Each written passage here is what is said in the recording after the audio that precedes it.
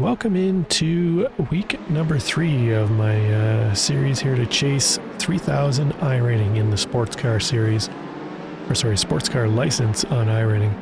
We did 6 races this week, or was it 5? No, 6 races this week, and we're going to take and review them here quickly to see how we did, if we got any closer to our goal of 3000 iRating for the season, or if we're stumbling backwards terribly and spiraling out of control. Hopefully that's not what it is, but let's get to it here. So first up, we head to the Nürburgring Grand Prix circuit, where we're going to jump in the LMP2 for the fixed LMP2 series.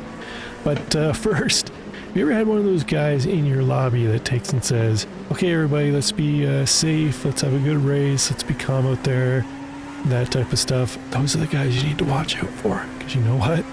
Those are the guys that somehow, shape or form, whether it's their own doing or someone else's doing, they're the ones that always seem to find the carnage. We had one of those guys in this race.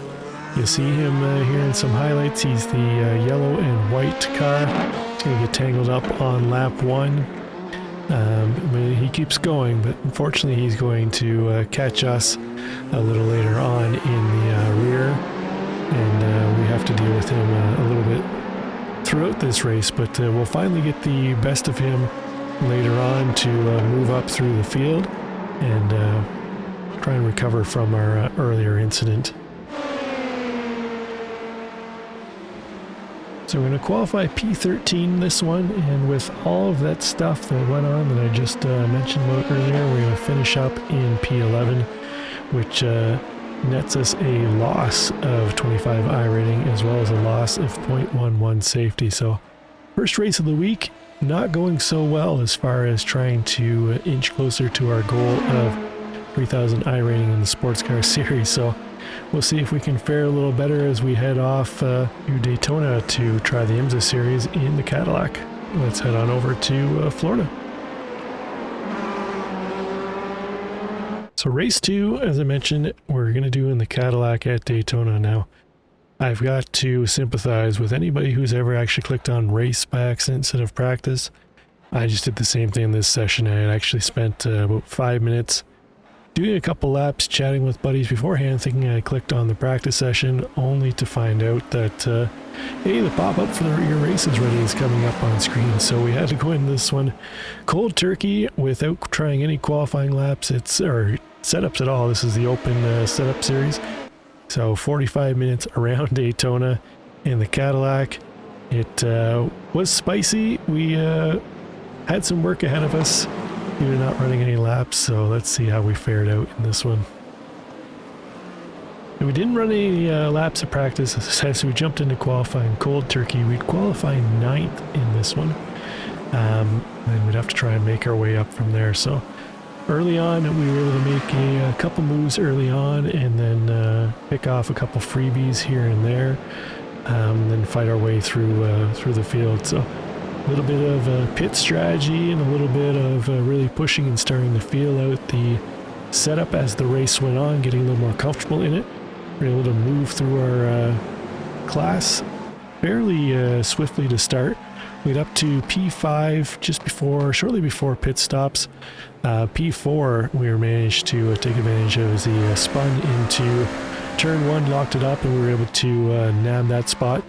And then we had a battle with P3 for the remainder of the race after the pit cycle. So we were able to nab that spot, bring home a P3 final spot on the podium, and I'll gladly take that any day of the week for jumping into a race with 0 practice time and a track that is so competitive, especially in the IMSA field. It's really tough if you're not prepared to try and eke out a real respectable result.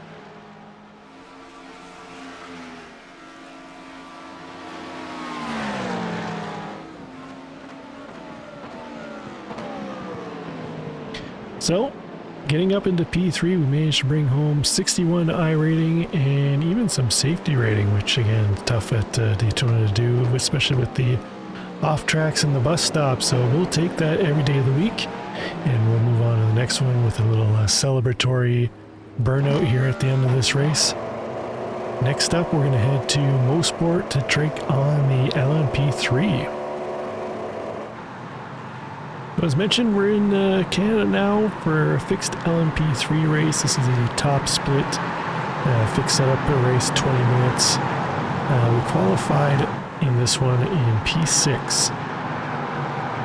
This one is a real tight field, as you can see by qualifying times. I have posted the full race of this onto YouTube already, so I'll try and leave a link either up above here, or I'll put a link in the description as well. But do yourself a favor, go watch it. It was a great battle throughout, a lot of tight quarters racing, some real good drivers in this one, so we had a lot of fun. And you'll actually hear, if you go and watch it, my buddy Stan, who is in chat as well while I was racing it. He was blown away by a couple of the moments in the race, so go have a look, and hopefully you enjoy it. So as I mentioned, in this one we qualified P6, and this one we brought home a result of P7. We lost a spot, but we'll take that with the tough battling, and we'll take our 31 iRating point gain, and we'll take our little bit of safety that we lost on this one. We'll move on to the next one where we're getting closer to that 3K mark as we hit now 2687, just below the 2700 threshold. Let's see what we can do as we try another one here. Next up, we head back to Motorsport again, this time in the GT4 machinery. This is another one of the fixed setups series races. The GT4 15-minute fixed setup, another top split race here. We qualify in this one in P6 again. So back-to-back top split races, fixed setup at Motorsport. It looks like 6th spot is our starting spot for this track in this race. So we had a good race here. Nice battle with the top 5. We would do our best to try and make up any positions that we could, but unfortunately it was just that tight of the field that nobody was making any mistakes up ahead, nothing for us to capitalize on. We ended up bringing this one home in P6 as well. So that's going to bring us halfway through the week. Next up, we're going to head to the Red Bull Ring to take on a BMW M Power Series race in the BMW M8. So let's head over to Austria and see how that one fares out. Hey, we travel over to Eastern Europe now to take part in the BMW M Power Tour. If you haven't tried this series, I highly recommend it. It's a 30-minute fixed setup race.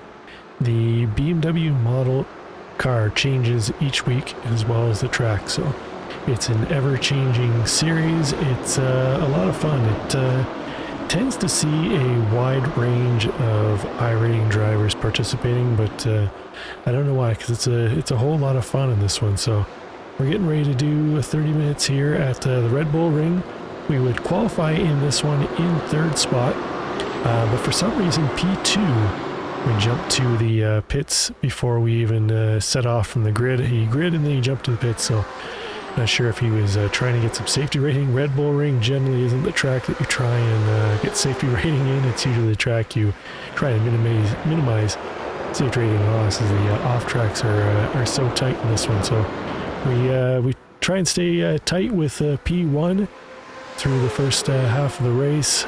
We try and build up a gap amongst the rest of the field there, and then try and save the battling for the end. So we'll see how this plays out here shortly. So we're getting down the last couple laps here. We've done exactly what I said I planned to do earlier on, was just try and stay with P1, try and maximize the gap we could over the rest of the field. We've been in the battle the last couple laps. So we're down about 4 to 5 minutes to go in this one. Really starting to put the pressure on Nacho up ahead. You can see him using up all the track that he possibly can. So we keep the pressure on, and then we finish up this lap, and then we head to the last lap, and we'll see what happens in the last lap here in just a moment.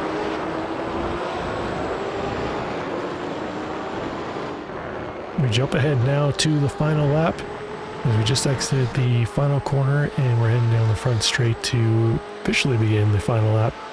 I've kept the gap nice and tight to Nacho up ahead. He's going to get a little slide through turn 1. That's going to compromise his exit. We get a good run through, and we're able to latch right onto his rear bumper. We're going to duck to the outside early, which is the preferred entry into turn 3 coming up here to maximize your exit speed. So we run the brakes, Nacho's going to come in, he's going to just lock up that right rear tire, it's going to send him into a slide. We move around, we take P1, and we would hold on to that until the end of this one. And it's unfortunate for Nacho, you hate to see it, he ran a strong race, but in the end, we aren't going to cry about coming home P1. And with that, we're going to gain another 60 iRating, lost a tiny bit of safety, but we will take that and we'll move on to the next race here. Now this next one, we went back to Mosport. This time I was doing the Michelin Pilot Challenge 2-hour endurance race. I unfortunately forgot to save the replay of this one. It didn't go as well as I was hoping it was. We had a little bit of an incident early on into this one. I actually live streamed this one. This is just part of the live stream that you're seeing here. So if you want to see fully what happened, we won't go into a whole lot of details. I'll just show it quickly here, but I reviewed it a few times. I'll put a link to the live stream here as well, and you can go take a look at it. And I should also mention that if you hit that subscribe notification button, you will get notified anytime I do go live or post a new video. So if you're interested in seeing that stuff, by all means, go ahead and do that. Greatly appreciate it. The support would be welcome as well. So we did this when we qualified P4, and this was, I believe, second split, if I remember correctly. So we had some decently rated GT4 drivers, but we kind of got the bottom split of the touring car drivers, because unfortunately there's not as many TCR drivers as there is GT4 races. So the TCR SOF is generally drops off quite a bit once you get below the top split of the TCR. So unfortunately that's going to play a factor here in this one, but it is what it is. We got another race this week to try and recoup our losses in this one, but we'll take a look here at what happened in this one in just a moment. So here we go, we're about almost 30 minutes into this one. We're catching a back marker, actually P5 in TCR. We went through about half the TCR field so far, so we're about to head down the hill, heading towards Moscora. We move to the inside of TCR, and he just turns in and clips the right corner of our bumper, and unfortunately that is going to end our day in this one with 18 minutes of repair time. There's not much we could have done on this one, but so we head back to the pits just to kind of call it a day and move on, and that's about all you can do on that one. Things happen. What was he thinking? So needless to say, the results on this one hurt quite a bit. We lost 90 iRating and 12 safety, so that is going to put a big dent into the gains that we've got this week. It almost washed out about 3/4 of the gains that we had made this week, and towards our goal of 3,000. But we've got one more race coming up. We're going to do the Radicals at Suzuka. Radicals are a real fun series, and definitely if you haven't tried them, they're worth a shot. So let's go take a look and see how the final race that we participated in this week went, and if we were able to recoup some of those losses. So here we are, the final race of the week, Radicals at Suzuka. This is the second race, or is it the third? No, it's the second race that I've done this season in the Radicals. I posted a great one in Red Bull last week, and this week was a great one too as well. It was pretty good. Got a great jump on the start of this one, as we can see moving through the field, but Radicals are a car that I haven't driven much since the new car came out. I really like the old car, but I'm really starting to come around on the new car too as well. It's takes a different kind of driving style to get quick in the Radical, as it's very understeer. You got to use a lot of trail braking, and I think it's something that's going to help as far as driving the other cars in the service for me too as well. So this was lap 1 here. We qualified in this one P8, but we get a great jump on the start, as we just saw, and we move up into P4 early on. So we'll take that start, and we're going to see here in a moment that we're actually going to get gifted P3, as Javier ahead of us is really going to cook it into the corner, somehow misses taking out the second place and promotes us up into P3.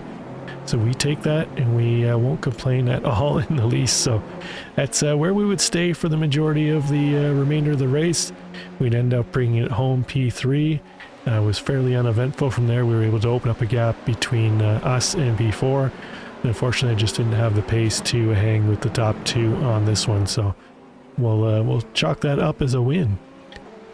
So that'll do it for our week 3 of chasing 3,000 iRating. Overall, a pretty good week. We had a couple setbacks to start and then one towards the end, but overall, I think we netted about 124 iRating gains, so we're getting closer to that goal.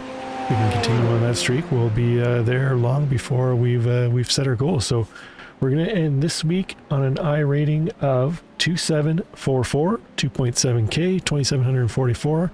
Let's see what next week brings forward for us. Thanks for sticking out this one, watching to the very end. Appreciate it. And of course, don't forget to like, subscribe, and hit that notification button.